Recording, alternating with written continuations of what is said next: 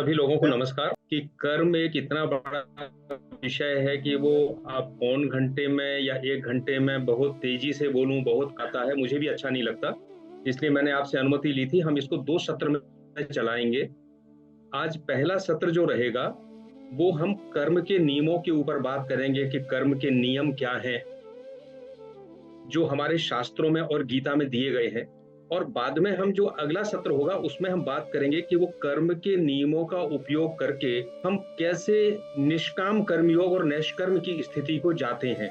तो आज का पहला सत्र जो है वो रहेगा कर्मों के नियमों के ऊपर हम बात करेंगे। तो मैं अपनी बात इस तरह शुरू करता हूं कि हम संसार में देखते हैं कि अलग अलग तरह के कर्मों के करने वालों को अलग अलग तरह के फल मिलते हैं। और हम ये भी देखते हैं कि ये सारी चीजें बहुत ही अटपटी हमें लगती हैं, क्योंकि ऐसा कोई कोई नियमित सिद्धांत नहीं है कि हम ऐसा करेंगे, अमुक काम करेंगे तो अमुक फल हमें मिलेगा ही। हम देखते हैं कि मेहनत करने वाले कई बार सफल हो जाते हैं और कई बार ऐसे लोग भी सफल हो जाते हैं जिन्होंने कभी मेहनत नहीं की। कभी ऐसा भी देखते हैं कि पुरुषार्थ करने वाला बहुत सारी समस्याओं से जूझ रहा है और किसी को इतना कुछ पैतृक संपत्ति मिल गई है कि वो कुछ ना करते हुए भी आनंद से है। हम कई बार देखते हैं कि कोई धार्मिक व्यक्ति बहुत परेशान है और जिसको हम देखते हैं कि वो सारे गलत काम कर रहा है वो आनंद में है, दिखाई ऐसा देता है। और ऐसा हर बार नहीं, कई बार अच्छे काम करने वाले को अच्छे फल भी सामने दिखाई देते हैं। तो इस तरह से कर्म और जो फल हमें दिखाई देता है वो काफी कुछ हमें ऐसा लगता है कि बड़ा असंगत जैसा है। लेकिन क्या आप विचार करें कि क्या इस संसार में कोई भी चीज ऐसी है जो नियम से बाहर जाती हो? शायद नहीं है। आप देखें, जो पूरी प्रकृति है वो नियम से चलती है। एक बीज होता है, बीज से अंकुर निकला, अंकुर से पौधा बना, पौधा से वृक्ष बना, उसने फल दिया, फल से फिर से बीज बना और फिर अंकुर बना। ये पूरी साइकिल, इसकी पूरी समय, ये सारी चीजें नियत हैं। सूर्य निकलता है, पूरी सृष्टि में प्रकाश फैल जाता है, पूरी सृष्टि काम करना शुरू करती है, जागृत हो जाती है, चैतन्य हो जाती है, और रात होती है तो सभी विश्राम में चले जाते हैं। इन नियमों का जो प्राकृतिक नियम है इनका कोई अपवाद नहीं है। हम इसको वेद में कहते हैं, ऋत कहते हैं, और ये कहते हैं कि ये जो पूरा सृष्टि है उन नियमों के अंतर्गत संचालित है। जब सब कुछ नियमों के अंतर्गत संचालित है तो ऐसा कैसे हो सकता है कि कर्म का कोई नियम ना हो? और मैं आपको बताऊं कि सनातन धर्म के लिए कर्म एक धुरी है जिस पे हमारे सारे सिद्धांत घूमते हैं। पुनर्जन्म का सिद्धांत हो, कर्म के फल की बात कहते हो, संसार से संबंध तोड़कर ईश्वर से संबंध जोड़ने की बात हो, सभी जगह कर्म आता है। तो कर्म एक महत्वपूर्ण धुरी है हमारे धर्म की। तो ऐसा नहीं हो सकता है कि कर्म पूरी तरह असंगत हो। तो फिर उसके नियम क्या हैं? देखिए, हम बात करें कि नियम होते क्या हैं। हम संसार में कोई घटना देखते हैं और फिर उस पर विचार करते हैं। विचार करने के बाद कुछ मन में सोचते हैं कि हाँ यार, ये घटना इस कारण से हुई होगी। फिर हम दूसरी घटनाएं देखते हैं और देखते हैं क्या उनमें भी वो कारण लागू हो रहा है। अगर लागू हो रहा है तो हम उसको नियम बना लेते हैं। जैसे मैं उदाहरण के लिए कहूं कि हमने देखा, किसी ने देखा कि ऊपर से कोई फल या पत्थर गिरता है तो वो जमीन पे आता है। तो उसने सोचा कि शायद धरती में कोई शक्ति होगी जिसने इसको आकर्षित किया। उसने एक और सोचा कि हो सकता है कितनी ऊंचाई से वो चीज गिरेगी तो हो सकता है उसकी गति बढ़ती जाए। तो एक नियम सोचा कि ज्यादा ऊंचाई से गिरेगी तो उसकी जो नीचे आने की गति है वो निरंतर बढ़ती जाएगी। और जब उसको देखा, उसका ऑब्जर्वेशन किया तो पाया कि तो सही है, तो हमने नियम बना लिया। इसी तरह ये जो विज्ञान के नियम बनते हैं, इसी तरह से हम आध्यात्म के नियम भी खोजते हैं। बनाए नहीं है, एक्चुअल में हमने उस नियम को खोजा है। तो जिसका मैंने उदाहरण दिया, जब उस गुरुत्वाकर्षण के नियम को हमने खोजा और बार बार के ऑब्जर्वेशन से सबने पाया हाँ ये तो बिल्कुल सही है, तो हमने उसको नियम का नाम दे दिया और उसका हमने उपयोग करना शुरू कर दिया। इसकी एक बड़ी विशेषता है कि नियम को जब तक हम खोजते नहीं है तब तक हम उसके दास होते हैं। नियम हमारे ऊपर शासन करता है और जैसे ही हम उसको खोज लेते हैं हम उसके स्वामी बन जाते हैं। एक उदाहरण दूं, आदि मानव ने जब सबसे पहले आग देखी तो वो उससे उसी तरह डरा होगा जैसे आज भी जंगली जानवर आग को देख के डरते हैं। पर उसने जब आग का नियम खोज लिया तो उसी आग से उसने अपना खाना भी बनाना शुरू कर दिया, उसी से अपने शरीर को गर्म करना भी शुरू कर दिया और मानव की प्रगति में आगे काम होने लगा। जो बिजली गिरती थी उससे वो भयभीत होता था, उसी बिजली का नियम अगर खोज लिया तो आज मैं आपसे बात कर रहा हूं जिस माध्यम से, इस माध्यम में कहीं ना कहीं उस बिजली की भूमिका है जो मेरी बात आप तक ले जा रही है। तो नियम खोजे जाते हैं। तो जैसे मैंने आपको 2 नियमों की बात की जो विज्ञान के क्षेत्र के हैं, इसी तरह जब हमारे ऋषियों मुनियों ने देखा कि ये कर्म और उसका फल, इसके नियम कैसे होंगे, तो उन्होंने इसके ऊपर विचार किया और कुछ चीजें ऑब्जर्वेशन से, कुछ चीजें समझ से और कुछ अंतः प्रज्ञा से उन्होंने तय की और वो कर्म के नियम हमारे शास्त्रों में लिखे गए। हमारे शास्त्रों की एक विशेषता है कि जो लिख दिया वो अंतिम नहीं है। अगर आप अनुभव करते हैं, नया अनुभव करते हैं इस प्रकृति में, इस संसार में, तो नया शास्त्र भी समय समय पर लिखा जाता है। तो जो नियम लिखे गए उनकी हम आज बात करेंगे और वो आप सबके लिए खुला है कि जब आपको नियमों का ज्ञान हो तो फिर आप अपने पूरे जीवन को देखें कि जो आप काम कर रहे हैं, वो जो कर्म कर रहे हैं, जो फल मिल रहा है, आपके पड़ोस में जो हो रहा है, आपके परिवार में जो हो रहा है, वो किस तरह से उस नियम से संगत है। और हम उसे अगर ठीक करना चाहते हैं तो हमें उसी नियम का सहारा लेना पड़ेगा। अब एक बात यहां आएगी कि कोई ये शंका कर सकता है कि आपने शास्त्रों में नियम लिख दिए, हम इन नियमों को क्यों माने, क्या कारण है। जैसे मैंने कहा कि हर कर्म का फल होगा, फल अटल है, तो हम कहेंगे भाई ऐसा तो लिख दिया किसी ने, हम क्यों माने। आप बिल्कुल ना माने, आप इन नियमों का ज्ञान करके इनको अपने अनुभव में लाएं, क्या ऐसा है, अगर है तो माने, नहीं तो नहीं माने। दूसरा, हर नियम के पीछे कोई कारण नहीं होता, कुछ चीजें भगवान ने बना दी, वहां तक हम जाते जाते विचार करते जाते हैं और विचार की सीमा एक समय खत्म हो जाती है। जैसे हम कहते हैं कि सृष्टि का उद्भव क्यों हुआ, क्यों भगवान ने इतना प्रपंच रचा कि इतनी बड़ी सृष्टि है, इतने ब्रह्मांड हैं, विलय हो रहा है। अगर हम आज खगोल विज्ञान के एस्ट्रोनॉमी के हिसाब से देखें तो ये पूरा ब्रह्मांड एक गुब्बारे की तरह फूलता चला जा रहा है। करोड़ों करोड़ों प्रकाश वर्ष दूरी पे भी आकाश गंगाएं हैं जो फैलती जा रही हैं। हम कहें क्यों किया, इसका किसी के पास कोई जवाब नहीं है। और इसलिए वेद कहते हैं कि एक सीमा के बाद हम स्वीकार कर लेते हैं कि हाँ ऐसा है, इसका कोई कारण हम ज्ञात नहीं कर सकते। इसी तरह जो कर्म के नियम हैं, एक सीमा तक आप अपनी तर्क बुद्धि लगा सकते हैं, एक सीमा के बाद सारे नियमों को, जो आंतरिक नियम हैं, उसको स्वीकार करना पड़ता है या अंतः प्रज्ञा के आधार पर अस्वीकार करना पड़ता है। हम ये देखें कि जब हमने कर्म की बात की है तो कर्म इसलिए महत्वपूर्ण है, हो सकता है एक व्यक्ति ज्ञान योगी ना हो, ज्ञान नहीं चाहता, वो एक व्यक्ति भक्ति नहीं चाहता, एक व्यक्ति योग ना करे तब भी जीवन जिएगा, बिना ज्ञान के लिए प्रयास न करे तब भी जीवन जिएगा, भले वो पशुवत जीवन जिए। लेकिन ऐसा कोई व्यक्ति नहीं है जो बिना कर्म किए एक क्षण भी जीवित रह ले। गीता में भगवान कहते हैं कि नहीं कश्चित क्षणम अपि जातु तिष्ठत अकर्मकृत, एक भी क्षण ऐसा नहीं है जबकि हम बिना कर्म के रह सकें। तो जब कर्म इतना महत्वपूर्ण है तो लोगों की जिज्ञासा भी उतनी महत्वपूर्ण है और उसको समझना और उसके नियमों को जानना भी उतना ही महत्वपूर्ण है। तो हम पहले देखें कि कर्म है क्या।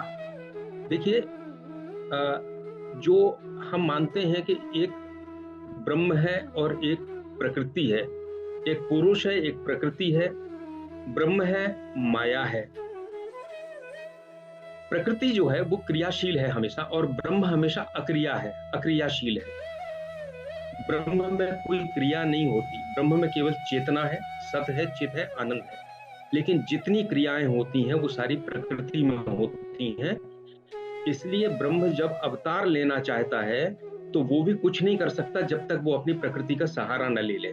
तो पहला नियम तो ये है कि सारी क्रियाएं प्रकृति में होती हैं, ब्रह्म में कोई क्रिया नहीं होती है, चेतना में कोई क्रिया नहीं होती है, सारी क्रियाएं बाहर होती हैं। जो क्रियाएं होती हैं, अगर हम अपने शरीर को देखें और अपने संसार को देखें, तो हम इतनी तरह से कह सकते हैं, कोई एक शारीरिक क्रिया होती है, उसको हम दो भागों में बांट सकते हैं।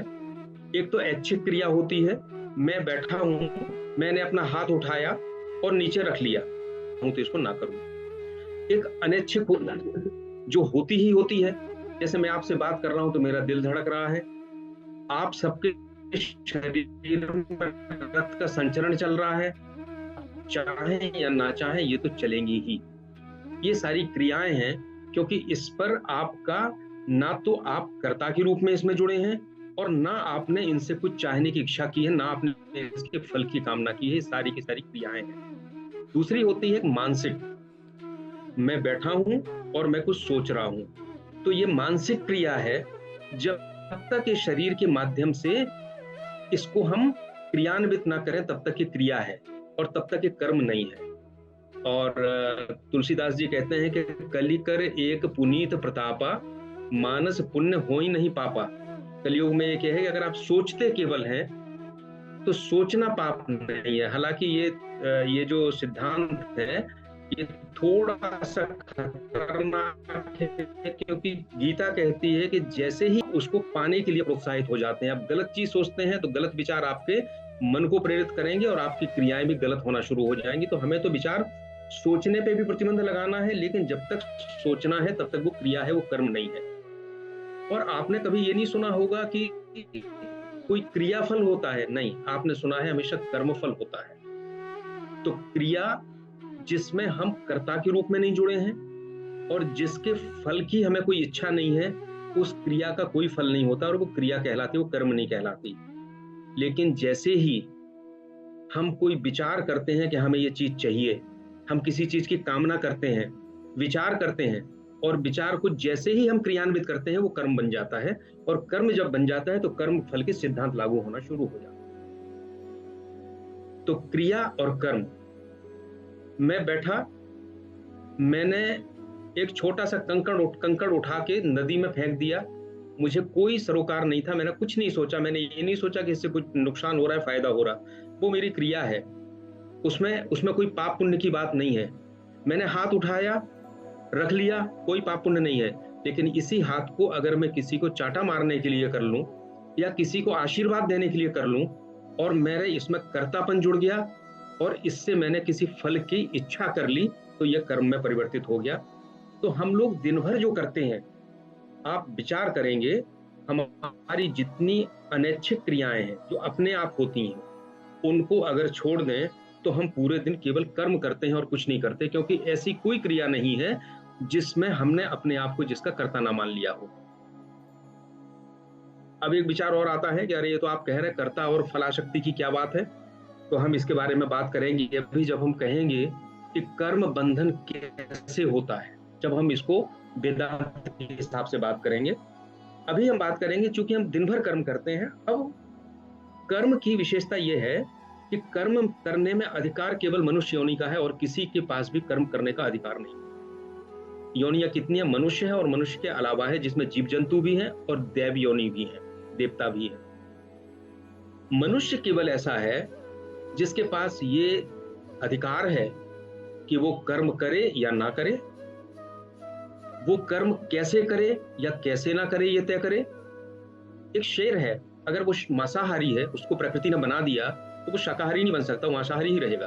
गाय शाकाहारी है तो मांसाहारी नहीं बन सकती, पर मेरे पास तो पूरी छूट है कि मैं मांसाहारी हो जाऊं, मैं शाकाहारी हो जाऊं। मैं सारे पशु पक्षी रात में सोते हैं, मेरे पास छूट है, मैं दिन में सोना शुरू कर दूं। मेरे पास प्रकृति के साथ जाने की भी छूट है और प्रकृति के विरुद्ध जाने की भी छूट है। और यही छूट हमें विशिष्ट बनाती है, जिसके कारण कर्म हमारे बंधन भी बनते हैं और बंधन से मुक्ति का साधन भी बनते हैं। मनुष्योत्तर जो योनियां हैं, जो कुत्ता है उसके पास कोई विचार बुद्धि नहीं है, वो करता नहीं है, वो तो जो कुछ प्रकृति उसको कहती है वो उसका पालन करता है, प्रकृति के अधीन है। इसलिए कुत्ता काट भी लेगा तो कुत्ते को कोई पाप नहीं पड़ेगा, पर आप कुत्ते को डंडा मारोगे तो आपको पाप पड़ने की संभावना है, क्योंकि आपने वो कर्म किया है। एक दैव योनि है। दैव योनि हम ये मानते हैं ऐसे लोग जिनके पाप कर्म खत्म हो गए और जिनके पास केवल पुण्य कर्मों का संचय है, वो उन पुण्य कर्मों का भोग करने के लिए कहीं हैं और उसका भोग करने के बाद मृत्यु लोक में वापस आ जाते हैं, ऐसा गीता कहती है। तो देव योनि भी भोग योनि है, पशु योनि भी भोग योनि है, कर्म का अधिकार केवल मनुष्य को है। कृष्ण भगवान ने एक बड़ा प्रसिद्ध श्लोक जो गीता का है, जिसको हर कोई जानता है, कर्मण्ये बाधिकारस्ते मां फलेषु कदाचन मां कर्म फल हेतुर्भुर्मात्रो संगोस्त अकर्मणि। इस श्लोक के बारे में, एक कर्म के बारे में है, लेकिन इस श्लोक के बारे में बहुत भ्रांतियां संसार में हैं।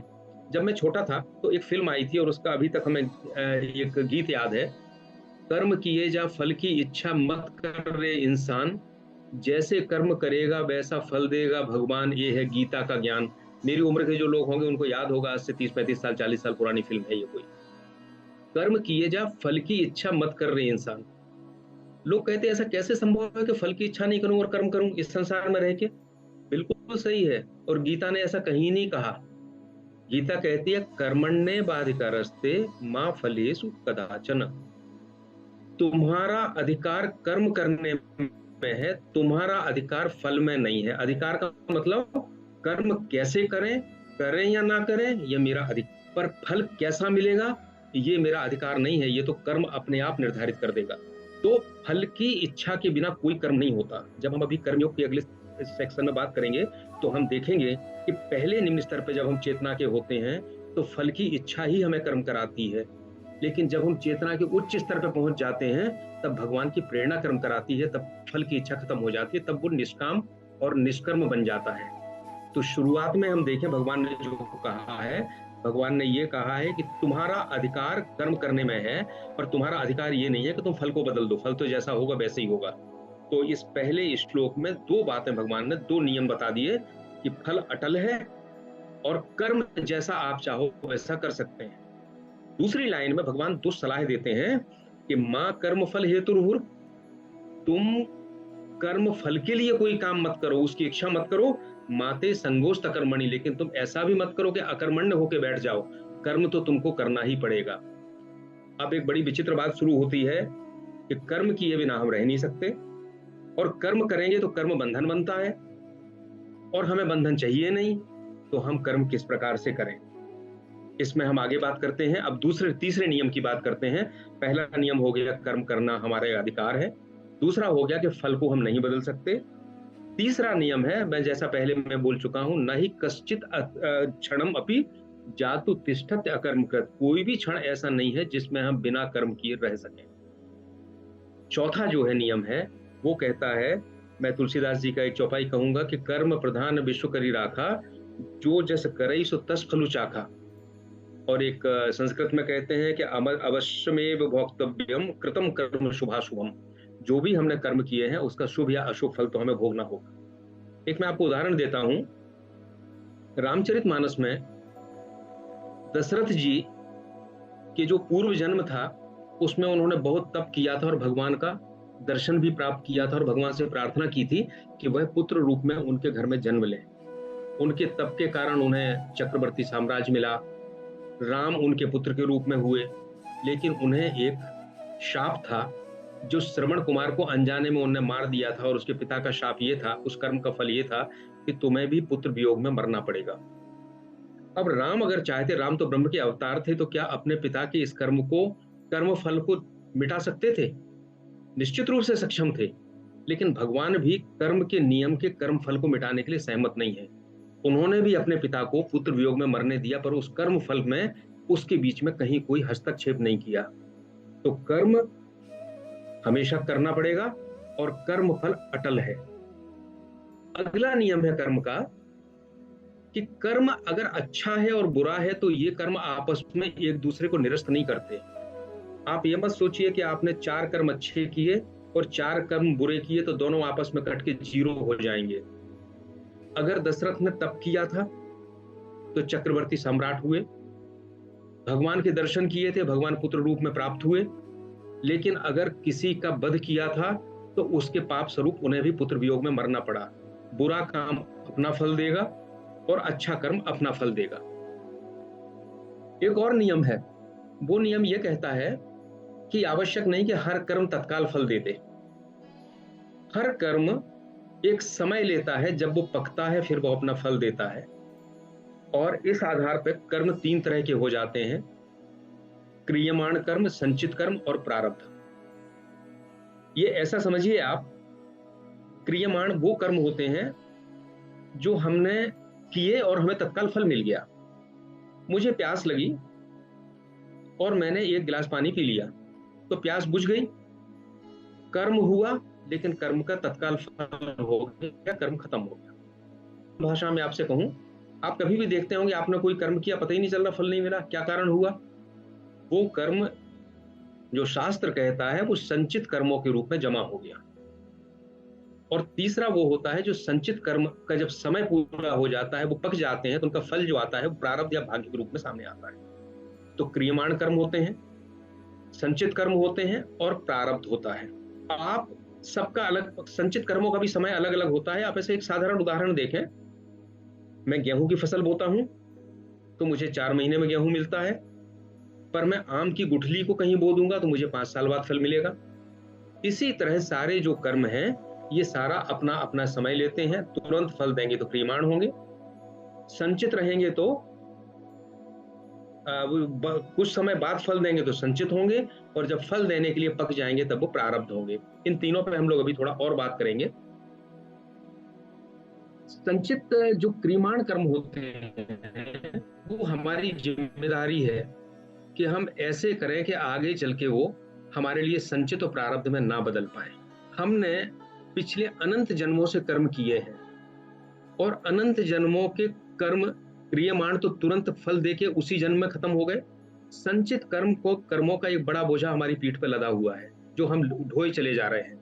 और जैसे जैसे संचित कर्मों का समय आता जाता है वो भाग्य के रूप में हमारे सामने आते जाते हैं। तो क्रियमाण ही संचित में और संचित ही प्रारब्ध में बदलते हैं। कुल मिला के मेरा जो भाग्य है वो मेरे द्वारा किए गए पुरुषार्थ का ही परिणाम है। और आज मैं जो क्रियमाण कर्म करूंगा ये आज भी फल दे सकते हैं और आगे भी फल दे सकते हैं। हम जब कर्मयोग की बात करेंगे तो हमें पता चलेगा कि कैसे हम क्रियमाण कर्मों को ऐसे करें कि वो आगे संचित ना बने और संचित प्रारब्ध ना बने, और कैसे हम ये करें कि प्रारब्ध हमारा खत्म हो जाए। और प्रारब्ध खत्म होने का मतलब है कि जन्म मृत्यु का बंधन खत्म हो जाना, क्योंकि जन्म होता ही इसलिए है क्योंकि प्रारब्ध कर्मों का भोग होना है। अगला नियम है, कोई कर्म, ये बड़ा क्रांतिकारी नियम है। संसार में सारी संस्कृतियों में कर्मों के आधार पर छोटे बड़े माने गए हैं, पर कृष्ण ने गीता में एक बड़ी क्रांति कर दी। उन्होंने कर्म के आधार पर छोटे बड़े का भेद मिटा दिया। उन्होंने कहा कि हर कर्म अगर वो एक विशेष तरीके से किया जाता है, जो कर्मयोगी होगा वो अनासक्त भाव से और अभिमान से रहित होके, जो ज्ञान योगी होगा वो विवेक के अंतर्गत सत और असत का परीक्षण करके, और जो भक्ति योगी होगा वो सारा भगवान को समर्पण करके जब कर्म करेगा, कोई भी कर्म हो, वो भगवान तक जाने का मार्ग बन जाएगा। एक मैं उदाहरण आपको बताता हूं। महाभारत में कथा आती है, एक तपस्वी ने जब खूब तप कर लिया और उसके पास शक्ति संचित हो गई, एक दिन जब तप कर रहा था तो ऊपर पेड़ पर बगुला बैठा था, बगुले ने उसके ऊपर बीट कर दी। तपस्वी को बड़ा गुस्सा आया कि बगुला और ये नहीं समझता कि मैं कितना बड़ा तपस्वी हूं। उसने गुस्से में ऊपर देखा और पक्षी भस्म होकर गिर गया। उसे समझ में आया, अच्छा तब से मेरे पास इतनी शक्ति आ गई कि मैं किसी को देखूंगा और वो भस्म हो जाएगा। ठीक है, वो भिक्षा मांगने गया तो जिस गृहिणी के घर में गया उसको भिक्षा देने में देर हो गई, तो इसे बड़ी गुस्सा आई कि ये नहीं समझती मैं कितना बड़ा तपस्वी हूं, मैं देखूंगा तो भी भस्म हो जाएगी। तो अंदर से उसकी आवाज आई कि बेटा मैं बगुला नहीं हूं कि तुम्हारे देखने से भस्म हो जाऊंगी। तपस्वी तो बड़ा परेशान कि ये तो बड़ी अद्भुत बात हुई। वो महिला जब आई तो चरणों में गिर पड़ा, बोला माता ये तो अद्भुत बात है कि तुमको कैसे पता चल गया।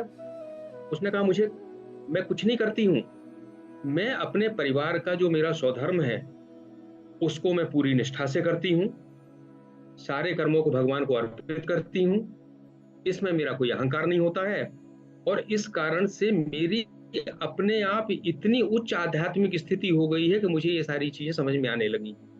लेकिन बोले तुमने तो मुझे देखा है, तुम जरा आगे तो जाओ, कसाई रहता है, उस कसाई से और बात करके आ जाओ। तो तपस्वी को बड़ा आश्चर्य हुआ, वो कसाई के पास गया, देखा वो तो मांस काट रहा था। कसाई ने जब उससे पूछा तो उसने जो ज्ञान की बातें की हैं वो महाभारत में व्याध गीता की राम से हैं। गीता कृष्ण ने बोली है, लेकिन व्याध ने जो बोली है, किस जो एक कसाई ने बोली है, उसको भी उतना ही सम्मान दिया गया, उसने भी उतनी ही ज्यादा ज्ञान की और परमार्थ की बातें की हैं।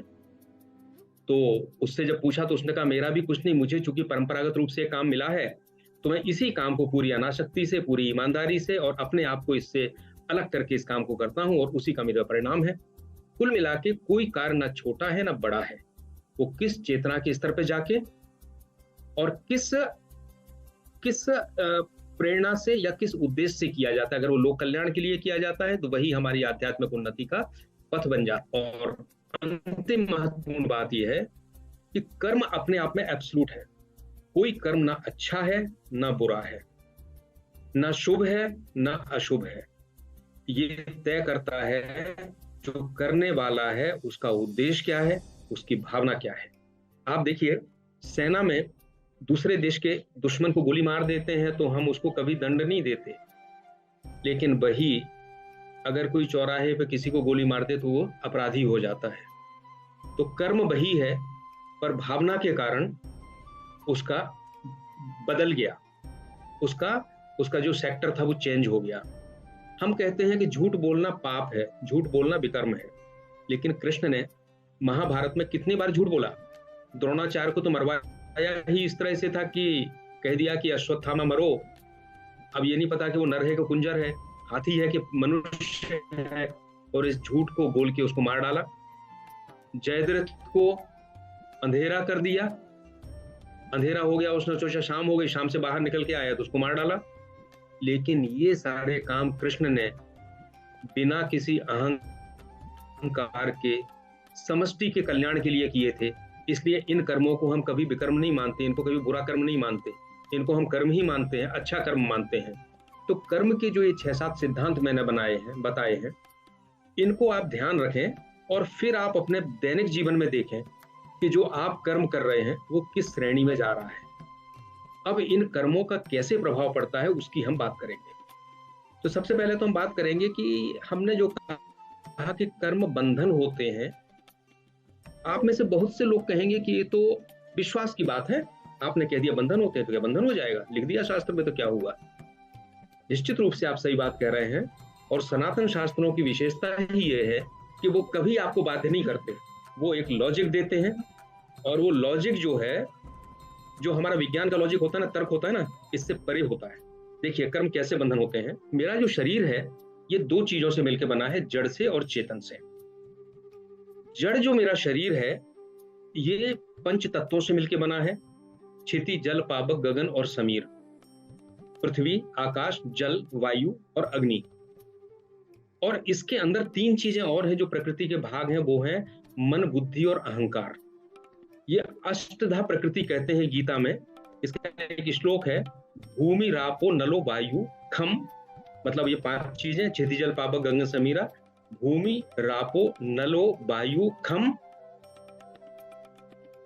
मनो बुद्धि रेवचो अहंकार इतियम। मन बुद्धि और अहंकार, अहंकार इतियम में भिन्ना प्रकृति अष्टधा। तो इस शरीर में मन बुद्धि अहंकार ऐसे हैं जो प्रकृति के हिस्से हैं, ये चेतन के हिस्से नहीं है। और इसके अंदर जो आत्मा है वो चेतन का हिस्सा है, इसलिए ये शरीर पूरा चल रहा है। अब आपने एक चीज समझी कि मैं जो हूं मैं आधा जड़ हूं और आधा चेतन हूं। अब जो क्रिया होती है और पदार्थ प्रकृति में होती है, चेतन में नहीं होती। तो जब कोई क्रिया होती है उससे अगर मन बुद्धि और अहंकार जुड़ जाते हैं तो वो कर्म बनती है। हम पहले आपसे कह चुके हैं, आपके अंदर जो आत्मा है वो वैसे तो आत्मा है, लेकिन उसने शरीर को और मन ही जीव मन बुद्धि और अहंकार के माध्यम से किसी क्रिया से जुड़ता है। इसका मतलब वो जीव प्रकृति से जुड़ गया। तो प्रकृति की क्रिया से जोड़ने का जो तरीका है वो मन बुद्धि और अहंकार है। अब मन और बुद्धि क्या करते हैं, वो चाहते हैं कि इस क्रिया से मुझे कुछ फल प्राप्त हो, तो फल की इच्छा। और अहंकार क्या करता है, वो कहता है ये क्रिया मैं कर रहा हूं, मैं इसका करता हूं। इसीलिए वो कहा है कि आप फल की इच्छा छोड़ दो और आप अहंकार छोड़ दो। अगर ये 2 छोड़े तो इसका मतलब है कि जो क्रिया हो रही है, कर्म जो हो रहा है, उसमें से मन बुद्धि अहंकार अलग हो गए, तो इसलिए जीव अलग हो गया और कर्म अलग हो गया, और वो कर्म जो है फिर आपसे जुड़ाव करके वो प्रकृति में नहीं खींच रहा है। तो कर्म बंधन कैसे बनते हैं? इस तरह से बनते हैं, जब मन बुद्धि अहंकार उससे होता है तो एक लिंक बन जाती है पूरी। अब हमें इसका जो इसमें एक और है, आप अगर मुक्ति की बात करते हैं तो अगर केवल छोड़ने से मुक्ति होती तो मरने पे तो हम सब कुछ छोड़ देते हैं, पर मुक्ति क्यों नहीं होती? इसलिए नहीं होती कि मुक्ति छोड़ने से नहीं, बल्कि उस फल की इच्छा को खत्म करने से होती है। मन बुद्धि और अहंकार के माध्यम से प्रकृति से जोड़ने से बंधन बनते हैं, और जो प्रारब्ध होता है उसके भोग करने के लिए उस जीव को पुनः शरीर धारण करना पड़ता है, और इससे कर्म बंधन ना बने। कर्म बंधन ना बने इसके क्या तरीका हो सकता है? तो इसके 3 तरीके शास्त्रों में दिए गए हैं। उनको हम कहते हैं कर्मयोग, ज्ञान योग और भक्ति योग। आज हम कर्मयोग की बात कर रहे हैं, इसके बाद ज्ञान योग की करेंगे, भक्ति योग की करेंगे। लेकिन महत्वपूर्ण बात यह है, ये तीनों योग आपके, हर तो हमने अनासक्त भाव से कर्म किया और अपने को कर्ता नहीं माना, तो हमारा मन बुद्धि अहंकार अलग, मैं जीव हूं, अलग हूं, मेरा शरीर अलग है, और हमने इस सत और असत, जो सही है, जो है और नहीं है, उसका विवेक किया और इस संबंध को तोड़ दिया। और भक्ति में क्या किया हमने? बात वही है, संसार से संबंध तोड़ने की, लेकिन 3 इसकी प्रक्रियाएं हैं। और जो व्यक्ति का जीवन है वो वास्तव में इन तीनों का एक समन्वय से चलता है। हमारा आपका जीवन ना तो पूरा कर्मयोग से चलता है, ना पूरा भक्ति योग से चलता है, और ना पूरा ज्ञान योग से चलता है। हालांकि जो परमार्थ की बात है, हम व्यवहारिक बात करें तो तीनों हमें रोज यूज में आते हैं, लेकिन अगर हम परमार्थ की बात करें तो भगवान कहते हैं कि तीनों में से किसी भी मार्ग से जाएंगे। वो कहते हैं सांख्य योगो पृथक बाला प्रवदन्ति न पंडिता। सांख्य और योग मतलब एकम अप स्थिता सम्यक उभयोर विन्दते फलम। अगर आप एक भी स्थित हो जाते हैं तो दोनों के फल प्राप्त होते हैं। तो भगवान ये कहते हैं कि ये जो तीनों मार्ग अलग अलग हैं, लेकिन तीनों का जाने का स्थान एक है। तो हम आने वाले सेशन में जो मैंने आपको कर्म की विषय को उठा सकते हैं, जैसे आपने देखा कि कर्मयोग करके जो स्त्री थी उसको वही आध्यात्मिक शक्तियां प्राप्त हो गई जो उस तपस्वी को प्राप्त थी, व्याध को वही आध्यात्मिक शक्तियां प्राप्त हो गई, क्योंकि उसने कर्म मार्ग में निश्चित रूप से उसने आसक्ति रहित और अहंकार विहीन कर्म किया था, जो तपस्वी को प्राप्त थी। और उस तो हमने जो आपको पहले क्रियमाण, संचित और प्रारब्ध जो बताए थे, उनका हम थोड़ा सा और विवेचन करेंगे, क्योंकि इसके बाद आज हमने कर्म के नियम को ही समझाने की बात रखी थी, बात करने की। क्रियमाण जो होते हैं वो कर्मयोग उनको ठीक करता है, और संचित जो होते हैं उनको ज्ञान समाप्त कर देता है। जो संचित होते हैं, ज्ञान अग्नि सर्व कर्माणी, ये दग्ध हो जाते हैं ज्ञान की अग्नि में।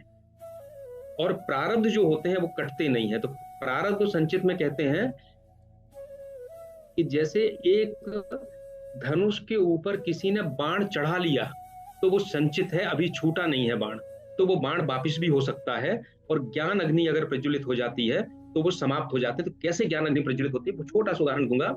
जैसे आप सो रहे और सोते सोते स्वप्न में आपने कोई अपराध कर दिया, पुलिस ने आपको पकड़ लिया और जेल में भी भेज दिया। अब आप बहुत परेशान हैं, बहुत पीड़ित हैं। अचानक आपकी नींद खुल जाती है और आप देखते हैं अरे ये तो मैं तो बिस्तर पे हूं, कुछ भी नहीं हुआ। तो आप जिसको पहले सत्य मान रहे थे वो आपके सामने से पर्दा खत्म हो गया और आप ऐसे संसार में आ गए जहां कोई ऐसा था ही नहीं कुछ। तो ज्ञान के माध्यम से जब स्वरूप का बोध होता है तो जो संचित कर्म थे जिनके कारण हमें दुख दर्द हो रहे थे, वो संचित कर्म समाप्त हो जाते हैं, वो आगे बाण छूटता नहीं है। लेकिन प्रारब्ध जो होता है उसको कोई रोक नहीं सकता। प्रारब्ध चाहे राम के साथ रहा हो, कृष्ण के साथ रहा हो, रामकृष्ण परमहंस के साथ रहा हो, कितनी कष्टप्रद मृत्यु उनकी हुई जब उनको कैंसर हो गया गले में, लेकिन वो प्रारब्ध तो भोगना पड़ेगा। उसमें भक्ति योग केवल प्रारब्ध भोगने में मदद करता है, उसकी तीव्रता को कम कर देता है। हमारे व्यवहारिक जीवन में परमार्थ में तीनों अलग अलग जाते हैं, एक ही लक्ष्य पे पहुंचते हैं, लेकिन हम जब व्यवहारिक बात करते हैं तो हमारी चेतना में तीनों एक साथ काम करते हैं। आपको एक मैं बड़ा बेसिक उदाहरण दूं। एक महिला अपने घर में दाल बनाती है, सब लोग बनाते हैं, महिला पुरुष। अब वो दाल बनाती है तो क्या करती है, उसको गैस जलाना पड़ेगी, उसके ऊपर पतीली रखना पड़ेगी, दाल डालना पड़ेगा, सब करना पड़ेगा। ये क्या है?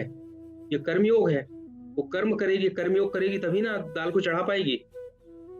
अब इसमें कितना नमक डालना है, कितना मसाला डालना है, कितनी देर तक गर्म होना है, ये कहाँ से आया? ये ज्ञान है, ये ज्ञान योग है। अगर ये नहीं होगा तो वो दाल नहीं बन पाएगी। और तीसरा है, जब वो दाल चढ़ाती है तो उसके मन में एक प्रेम होता है कि ये दाल हमारा बच्चा खाएगा, हमारा घर में कोई पिता खाएगा, भाई खाएगा। तो वो क्या करती है, उस दाल को अच्छी तरह से देखती है, इसमें कंकड़ ना रह जाए, इसको हम धो दें, कोई इंसेक्टिसाइड का स्प्रे ना हो, इसको भी हम अलग कर दें। तो ये उसकी भावना है, ये भक्ति योग है। तो अगर अच्छी दाल बनेगी, आपके जीवन का कोई क्षेत्र ऐसा नहीं है जो केवल एक योग से चलता हो, ये पूरा जीवन समन्वय से चलता है। लेकिन परमार्थ की जब हम बात करते हैं तो हर योग अपने आप में इंडिपेंडेंट है, और वो परमार्थ में अर्थ, काम और मोक्ष। तो जो धर्म और मोक्ष है, ये पूरी तरह से आपके हाथ में है। आप उसको पुरुषार्थ से प्राप्त कर सकते हो, नहीं कर सकते। और जो काम और अर्थ है, ये प्रारब्ध से है। होता उल्टा है, हम सारा पुरुषार्थ काम और अर्थ के लिए करते हैं, और धर्म और मोक्ष को हम छोड़ देते हैं। तो ये कर्म का साधारण से नियम है जो मैंने आपको बताए। ये कर्म के बारे में जो किस तरह वो बंधन बनता है और किस तरह बंधन से छूटते हैं। अब बंधन से छूटने की जब बात आएगी, तब हम ये बात करेंगे कि कर्मयोग क्या है। कर्म योगा कर्मसु कौशलम, वो कौन सा कौशल है कर्म करने में। जब कर्म हमारा कर्म की जगह योग बन जाता है, तब हम सकाम और निष्काम कर्म की बात करेंगे। ये सारी स्थितियां क्या हैं। तो अगला जो सेशन होगा वो थोड़ा सा ज्यादा टेक्निकल होगा। टेक्निकल क्या है ना, शास्त्रीय होगा। जो साधारण नियम है वो आप सब लोगों के समक्ष रखे हैं।